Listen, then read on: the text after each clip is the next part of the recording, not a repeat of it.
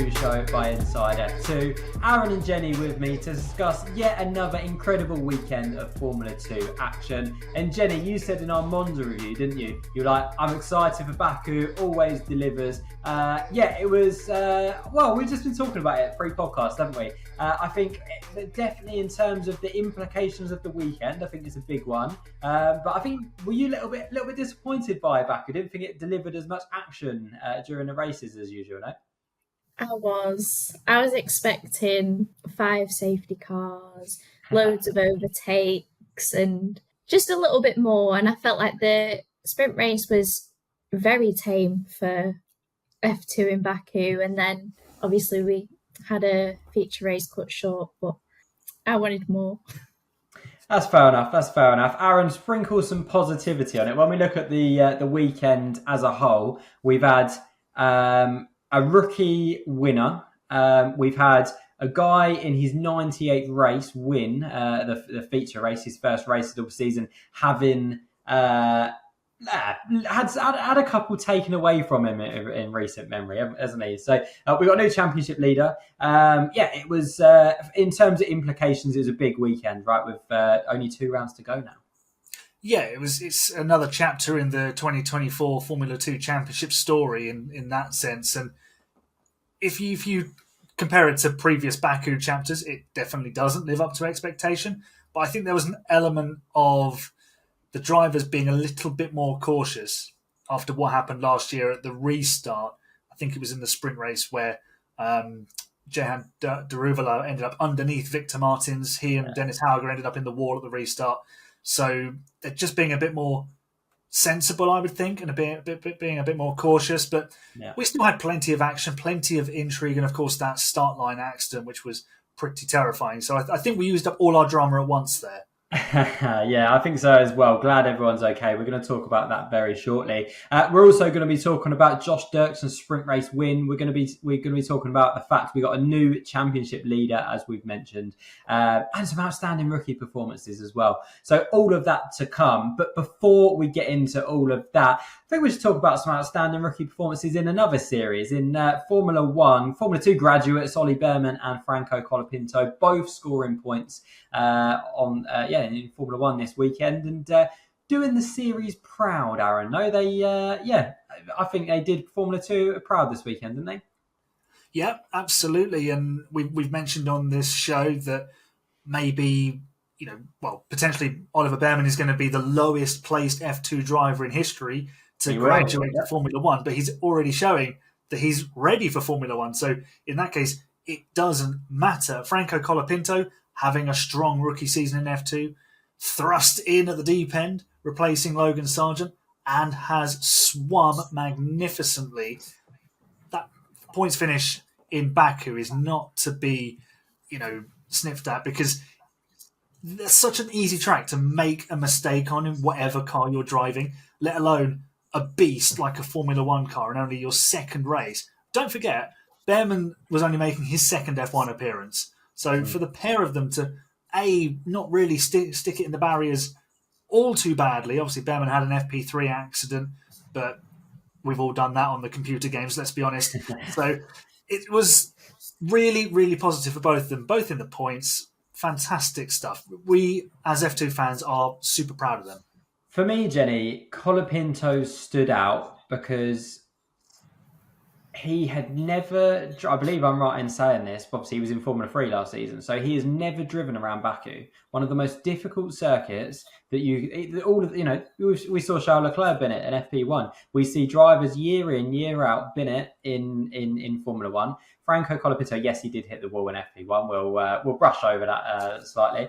But for him to the first time he's driven there, he would have been the only driver not to have driven there out of all of the Formula 1 drivers, to turn up and to finish P8 just behind Alex Albon, to out-qualify Alex Albon, albeit some slightly odd circumstances there.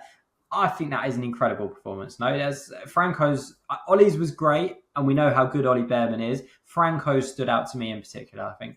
I think we was all very sceptical when Colapinto got announced and there was better drivers that they could have gone for, but I really, really believe that he was the best option for Williams at the time. And I think he's making such a good campaign. If he doesn't stay with the Williams Academy, I can't imagine why. If this is 2 races in and there's still seven Yeah, 7 races to to go. go. Yeah, 7 races to go. I think he's making such a good campaign for anyone to take him. I think the way that he's found his feet, especially at a circuit like this, is incredible. He's just making it look easy, isn't he? He's making it look effortless, everything that he's done. And he doesn't look anywhere out of place on that grid at all. And like you said, to out-qualify Albon, who's at one with that Williams, is such a statement. It shows you the power of driving with a bit of freedom. And Logan Sargent was just driving with the weight of the world on his shoulders. Yeah. Franco Colapinto has come in. He knows there's no seat on offer. All he's doing is driving the wheels off it, because it makes no difference, really, whether he crashes it or he sticks it in the top 10, because both Williams' seats are full. All he's doing is saying, look, I'm your guy if Sainz or Albon have another ailment. What other organs can they have removed and keep on driving? Well, I'm sure we'll find out. That's just what those two do. That's their thing. But Franco Colapinto is putting himself in the shop window. There is a seat at Sauber available. They'll probably go for Bottas. But if they decide not to, Colapinto could step in there. I'm not sure you'd want to after being in the Williams. It might be a little bit of a Logan Sargent situation where you walk into a struggling car.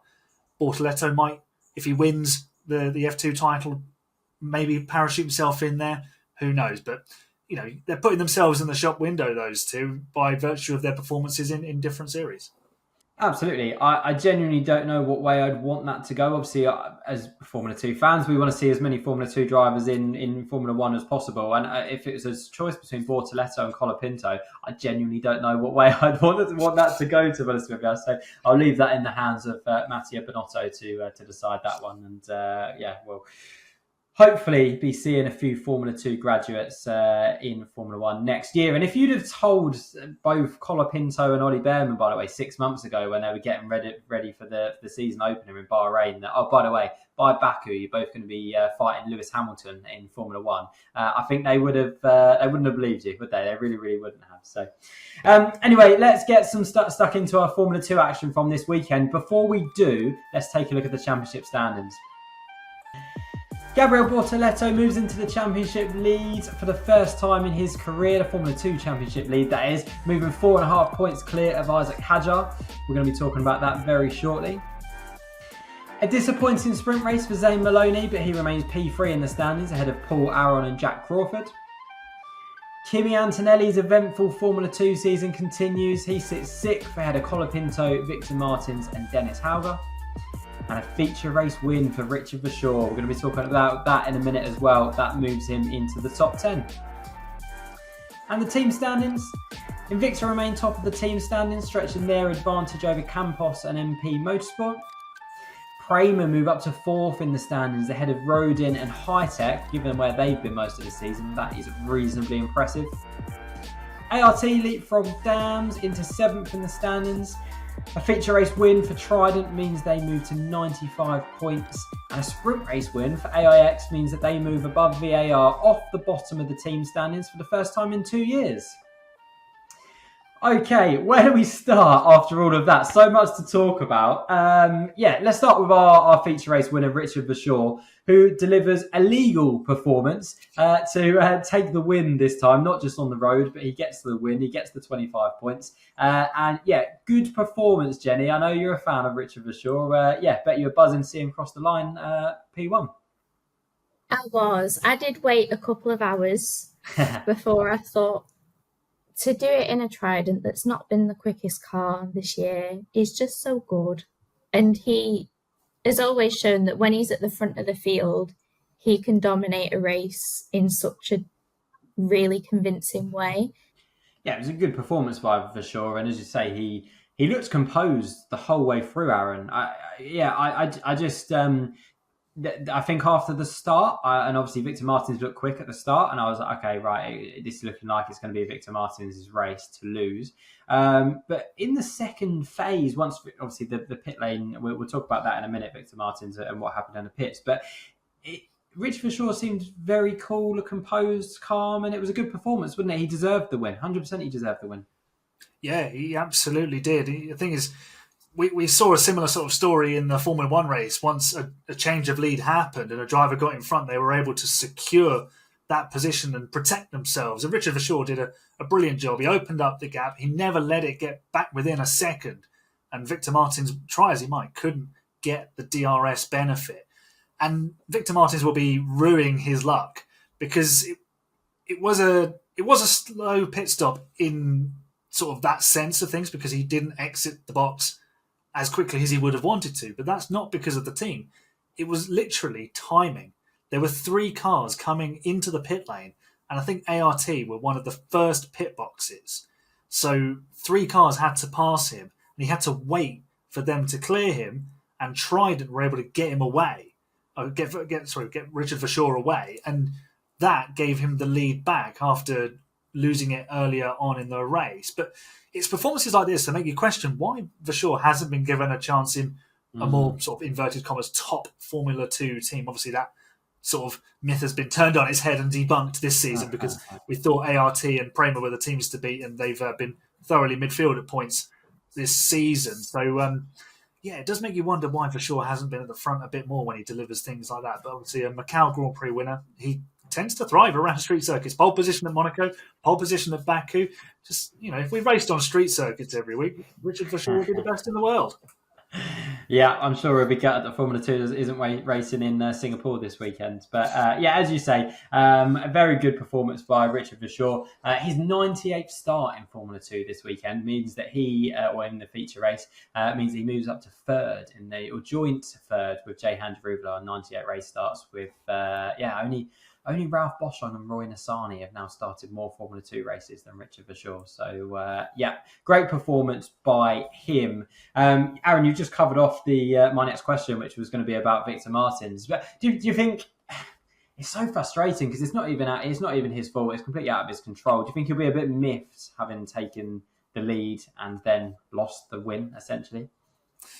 Yeah, he'll be disappointed with that because it's not in his control. It wasn't necessarily the team's fault either. It's just he'd built a gap to protect himself from Verschoor, but what they can't anticipate is how many drivers behind also make their pit stop and how far behind they are, because then you're just in a cycle then of trying to gap everybody, and you can't do that. You're going to run out of tyre. You're going to need to pit at some point, aren't you? So, it's just one of those things. The good news is that ART are currently 7th in the standings, which means they'll be a bit further down the pit lane next year if they stay where they are. So, maybe Richard Verschoor. I don't think it works like that in Formula 2, though, does it? They always seem to pop up outside different teams. Yeah, true. Yeah. So sometimes a team is. Do they just take it in turns to be first in the pit lane? I think I heard that somewhere. Yeah, I don't actually know the answer. Yeah. I don't actually know the answer. So. Someone correct me in the comments if I'm wrong, but I think that's what it is. They all get a turn at being the front garage and the last garage, and then they cycle between the ones in the middle. I might be making that up, but maybe we'll have a look. Yeah. Let us know in the comments. Someone go and have a look and let us know in the comments. But interesting. Obviously, we saw at the start of the feature race a big incident involving Kush Maini, Ollie Gerfer, and Pepe Marti, who obviously flipped. He barrel rolled into the fence as well, into the pit lane, the barrier there. A really scary incident. Really glad that everyone involved in that incident is okay. But yeah, Jenny, it was a really shocking start to the feature race, wasn't it? Yeah, nothing that we ever want to see. It was a weird one, especially, I know that we're going to get onto it, but then seeing the penalty for Maini, I know in our Discord we were all a bit confused with that one, but Aaron talked us both through it at the start of the podcast and it starts to make sense. But you just think after how many times it's happened, there must be something that can prevent it, but you never see it in F1. And it's just scary more than anything, especially the size of that incident. No, I completely agree. It was a big incident, wasn't it? And I'm really glad that all drivers, all of us, are glad that elder drivers involved were okay. Because when Pepe Marti flipped. First of all, it's a high-speed incident into the back of a stationary car. You never want to see that. And, it's got to be incredibly scary for Kush sat in that car with cars coming behind him, knowing that he could get collected. But also, we look at Ollie Gerfer's onboard, and I didn't see Pepe Marti's onboard. But if you did, I'm sure it'll be, horrifying, because the pace, even at the start, the speed in which they're going, to then hit a stationary car just got to be petrifying. Let's get into the anti-stall conversation then. Daniel on Twitter said, Formula 3 cars have onboard starters. Formula 1 cars can use hybrid to fire the engine back up and have anti-stall. IndyCar have recently added a hybrid system, and they also have been using anti-stall for a little while. If all these series can manage it, why can't F2? It's baffling, said Daniel on Twitter. Aaron, why can't F2 use it? I don't know. It's long been a stick to beat Formula 2 with, because we've seen drivers spin, lose the engine, that's the end of their race, and it's a bit sort of naff when you see a car spin out and they have to throw a safety car because the car can't restart itself. I've seen in IndyCar, when a car stops, there's a giant daddy long legs in my office. Oh my gosh, it's like, sorry, complete tangent. We've got spiders in Aaron's room. We've got Mittens the cat in Jenny's room. We've got loads of animals on the podcast today. Turned into a wildlife podcast. Sorry, I'll get Mittens, back on Mittens, come and get involved. For audio listeners, Jenny's just gone to get her cat Mittens, who doesn't want to sit in her arms apparently. So Mittens is off straight away. If anyone watching on YouTube has seen me go like this 1,000 times, it's because she keeps meowing in the back of the room. Funny. Aaron, sorry, back to Formula 2. Video watchers would have just seen me bat this giant daddy long legs. I got it. I'm like properly flush. I don't know where he's gone now. Anyway, where were we? Anti-stall in Formula 2. So IndyCar actually have anti-stall in their series. So, they don't have anti-stall. They have restarts. The track team will come on and restart the car that's stranded, which I think would be pretty good if they can do it in Formula 2. If there's no damage to the car, just let them rejoin the race, throw a VSC, get the team out there, restart the car, off they go again. Obviously, in a situation like the one we saw at the start here, it is amplified, just sort of the danger of it, because Kush was P5 on the grid, and the stewards have found that he didn't engage the start procedure. So that kind of takes the anti-stall question, I think, out of the equation, because he didn't engage the engine in which it could then necessarily start. I'm not fully up to speed with how the car actually starts. I'm assuming you've got to press start and then it fires up and it goes. But obviously he would have rolled to the grid. The engine would have been there. So it's probably just a launch map in terms of how much it demands of the engine. And then not engaging that induces a stall. So yeah, anti-stall would probably be pretty helpful in that situation. But obviously the spectacular nature of this accident rams home the point that it could have helped. Yeah. It's a situation where I've seen it so many times, a car stall on the grid, and you're just thinking, everyone, please get round. And every now and again, most of the time they do, every now and again you get these horrendous accidents. Yeah. And we're just so fortunate that everyone's got away from it in one piece. Yeah. I think, honestly speaking, we're going to probably just debate this in a minute. I think Kush has been a bit harshly dealt with, but I also think they're having to make an example of him and basically going, you must do this correctly, otherwise someone is going to get seriously hurt or worse, and we don't want that ever. So a lesson for everybody in that sense. Definitely is. It's a funny one, isn't it? So for me, so my understanding is that the cars do actually have an anti-stall system. It's just that, I mean, we saw with Enzo Fittipaldi in Jeddah last year, that ended up in a really nasty accident. We've seen cars stalled on the grid since. For me, if my understanding is right and there is an anti-stall system, it needs to be looked at and it needs to be improved, because it's the only series where we see people stalling on a regular basis. And these drivers, they're not amateur drivers, they're professional drivers, right? And it's been going on for years. It's drivers who are coming up from Formula 3 into Formula 2, potentially even moving into Formula 1, and they're still managing to stall it, right? So we need to have a real look at the anti-stall system to see how, just purely from a safety perspective, just to... we don't want drivers going into races and potentially being involved in really serious incidents and potentially coming away injured or worse because we haven't spent enough time looking at the anti-stall system and improving safety. We've got such a safe sport as a whole now these days compared to what it used to be. Let's keep pushing the safety. Let's keep pushing to solve this issue so that drivers are as safe as they can be. I was just having a look on Twitter, Jenny, because I just wanted to read out the statement from Formula 2 where Kush was penalised. Essentially, Aaron, as you were saying, it seems to be Kush's error rather than a mechanical issue.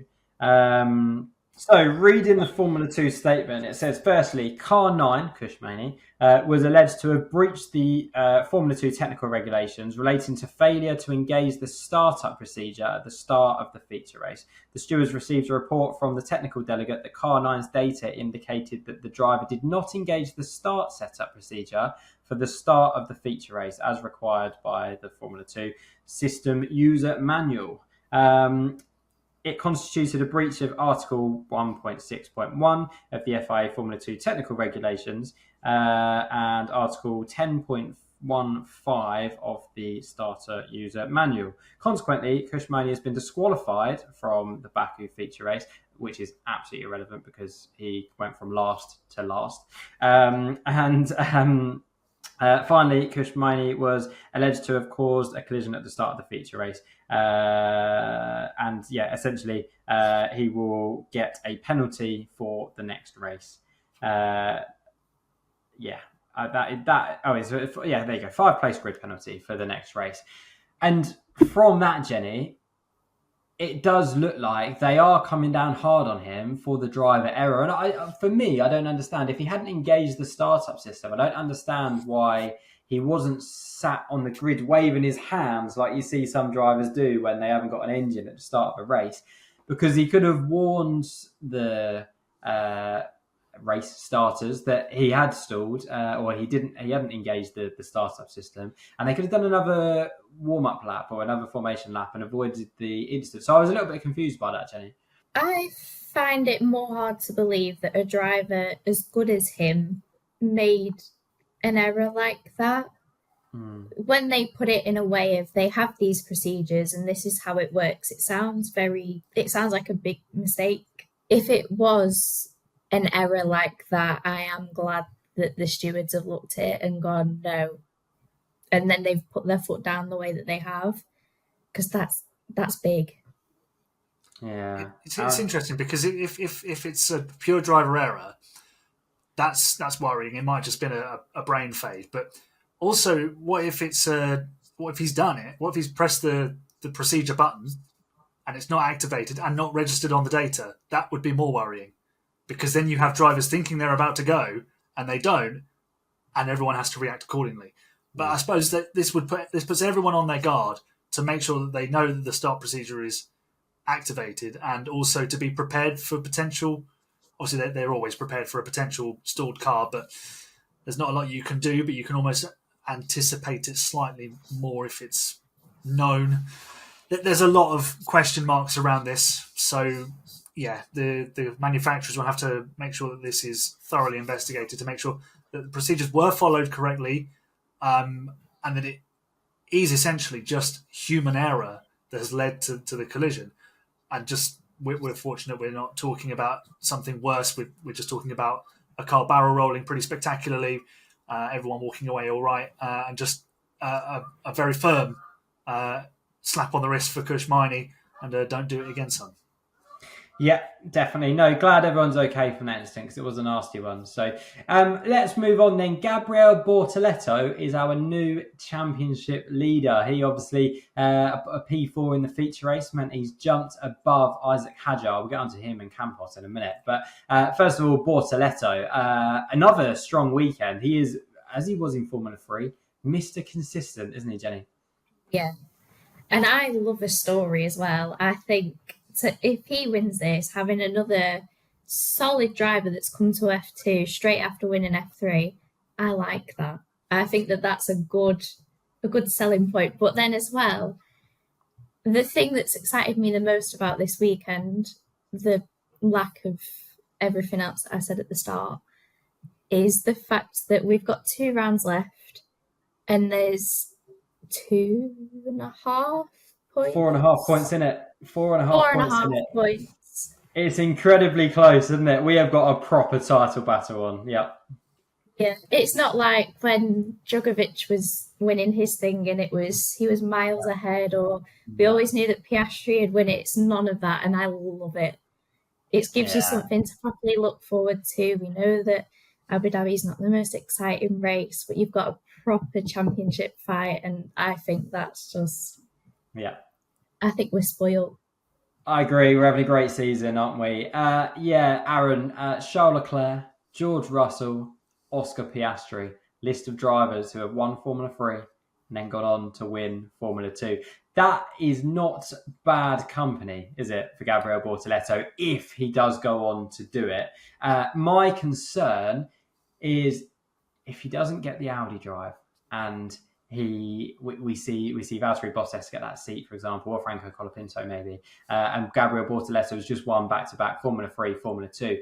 It's going to be the 4th year in a row we haven't seen the champion progress to Formula 1, and someone who's just won the Formula 3 championship and then into Formula... It would be a real shame, wouldn't it, if he does win the championship, not to see him progress to Formula 1 with Audi. Yeah, it would be disappointing. I just want to mention what do those 3 drivers you mentioned who have won F3 and F2 back-to-back all got in common? They were on the podium this weekend in Baku, Hey. yeah? Yes. Excellent. They were all on the podium at Baku this weekend. Bortoleto, sadly, was not on the podium in either race in Formula 2. But, like you said, consistently picking up those points. It would be very disappointing to see the F2 champion miss out for a 4th year in a row when we've got drivers who are in the bottom half of the table getting an F1 seat. But it's. I think it shows that Formula 2 isn't necessarily like a right. The winner moves on, like winner stays on sort of approach, like you do in the playground at school. It's more of a proving ground. It's a sharpen your tools. Make sure you come to Formula 1 with everything you need. Rather than just being the cleverest kid in the class, you're the kid that's got all the equipment. So it's interesting to what it does. If he doesn't get a seat, maybe we have to sit down and have a conversation. Actually, what is the purpose of Formula 2?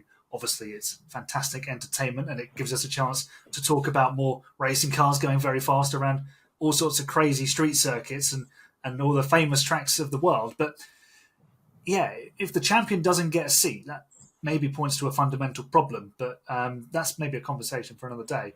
All Bortoleto can do is go out and win the title, because then if he doesn't get a seat, he looks better every day that he's not in a seat, because there'll be someone on the Formula 1 grid having a shocker, and everyone will be going, hey, that guy Bortoleto, he's quite good. Also, he's Brazilian. We like Brazilians. Brazil need a driver, as the same as like we've got a South American driver in Franco Colapinto. Argentina's going nuts right now because they haven't had a driver since 2001. Exactly. So, the difference it would make, it probably comes back to we need more teams, but, I could talk about that forever. So I'll stop now before I bore everyone to sleep. A reminder, by the way, no one has ever progressed to Formula 1 from outside of the top 5 of the Formula 2 Championship. That kind of continues with Franco Colapinto, as he was in the top 5 when he stepped into Formula 2. Obviously, he's gone down in the standings now to P7. Ollie Behrman, currently 15th in the standings. So well on track to, obviously progress to Formula 1. Nowhere near the top 5, but that obviously isn't a representative reflection of his ability, of course. Let's talk about Bortoletto's championship rival. We're in for a thrilling last 2 rounds of the season, by the way, aren't we? Absolutely cannot wait for it. Isaac Hadjar, disappointing weekend. Ian Hack on Twitter asked, what happened to the Campos cars in qualifying? Jenny, what did happen? Because they were very slow, and it was just a horrendous day all round for Isaac Hadjar, really, wasn't it? It was a bit of a bizarre one, wasn't it? For him to have gone from how he was in the middle part of the season and then to have gone 2 rounds without scoring, there's something that's just not ended up clicking there, because that's a real drop off. I think he's lucky now to still have the 4.5 points, because that isn't that much and he can still come back. But the momentum, you've got to say, is with Bortoletto now, because they've proven, so many drivers have proven that over the course of the last few years, momentum's such a big thing.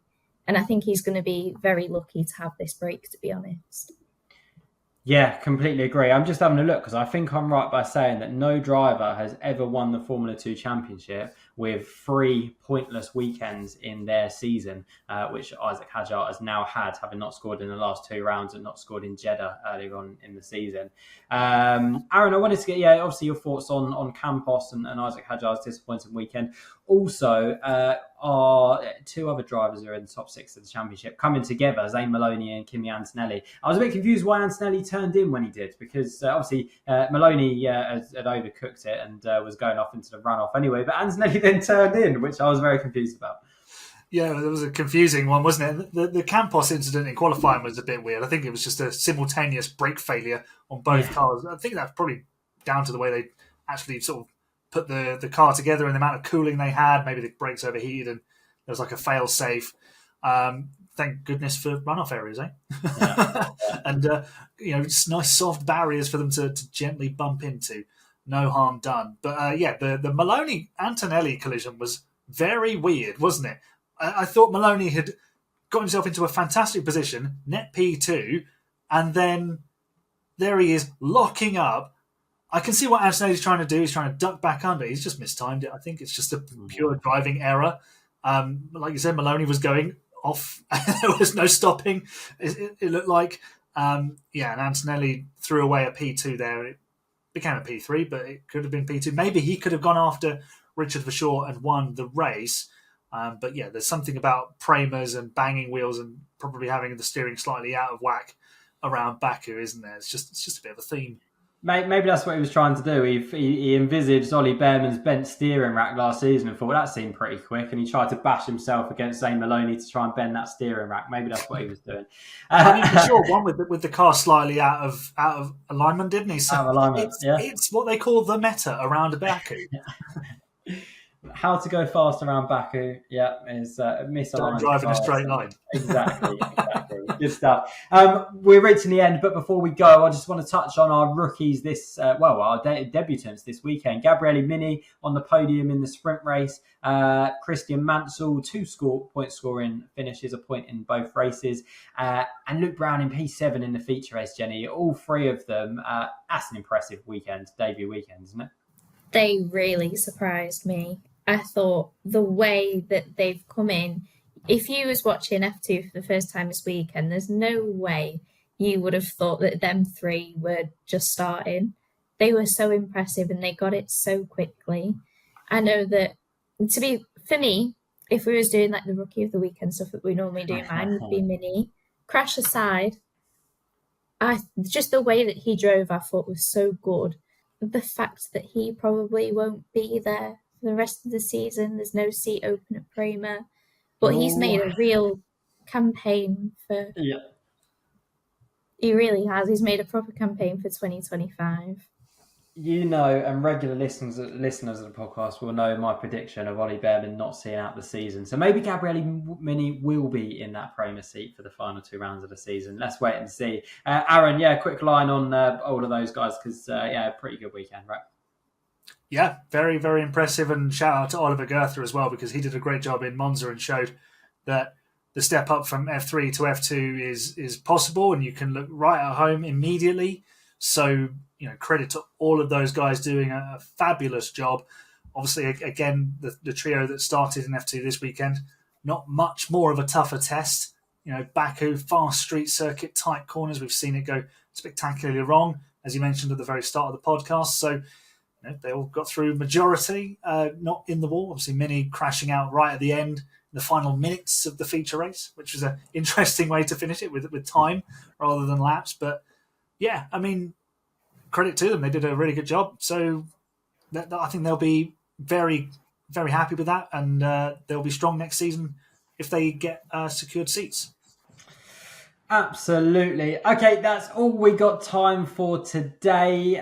Guys, thank you for joining me to discuss Baku and the implications on the championship. 2 rounds remaining. Super excited for the end of the season. We've also got a bit of a gap between Baku and Qatar. There'll be lots of content coming your way, so keep an eye out on the Inside F2 website, on our social media channels, on our YouTube channel, and on all of our podcast platforms as well, all your regular podcast platforms. Keep an eye out for some content over the next few weeks. But from me, Fraser Ford, and all of us here at Inside F2, we'll see you next time.